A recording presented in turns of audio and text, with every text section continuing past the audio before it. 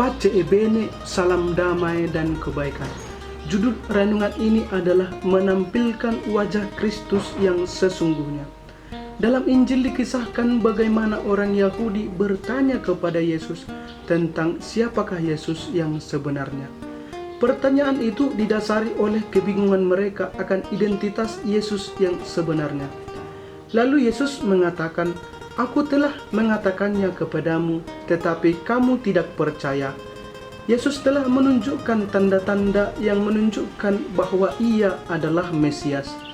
Tindakan tersebut tidak mungkin dilakukan manusia, tetapi hanya Allah sendirilah yang dapat melakukannya.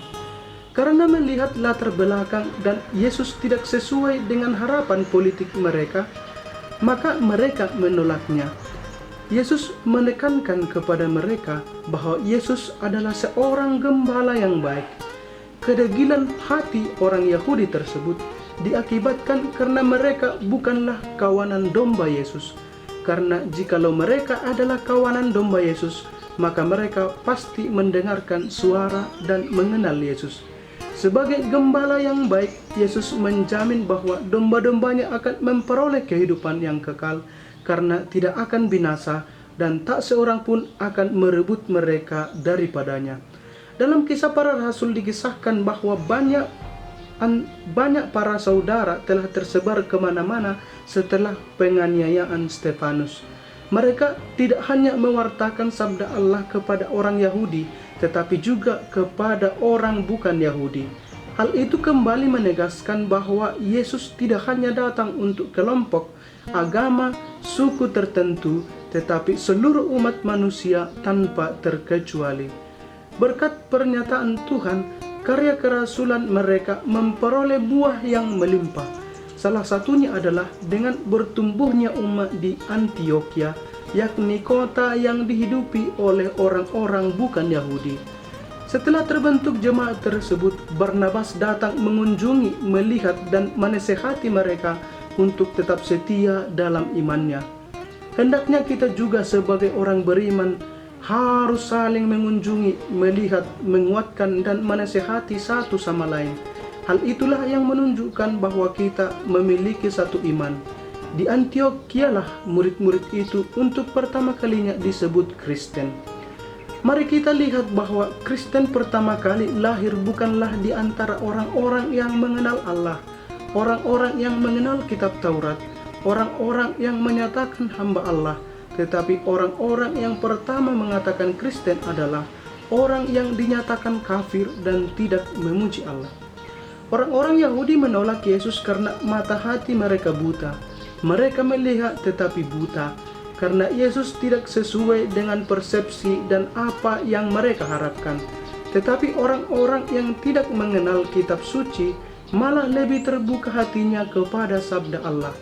Dalam hidup sehari-hari kita juga sering melihat orang yang menyatakan diri dan menganggap diri kudus malah lebih munafik daripada yang lain. Orang yang kudus dan baik tidak akan mewartakan dan mengatakan bahwa dirinya adalah baik, tetapi kita akan mengetahui bahwa ia adalah baik dari apa yang ia tunjukkan dalam hidupnya sehari-hari. Lihatlah para politisi kita. Ketika kampanye mereka menyerukan untuk memilih dirinya. Untuk meyakinkan orang, mereka mengumbar janji yang berpihak pada rakyat.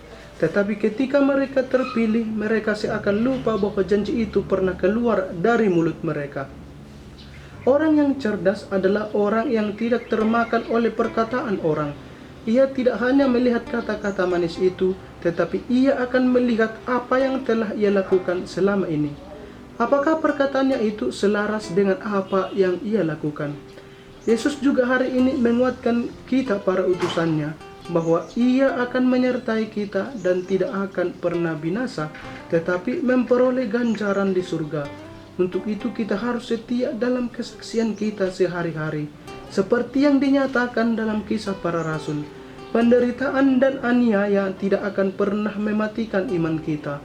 Walaupun Stefanus dibunuh, tidak menyulutkan semangat orang untuk mewarta. Malah ketika kita dihina, diinjak, dilecehkan, kita semakin mewartakan iman. Karena kita yakin iman kita adalah benar.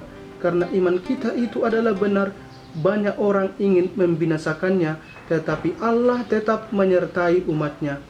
Penderitaan tidak akan mematikan iman, tetapi semakin mengobarkan iman.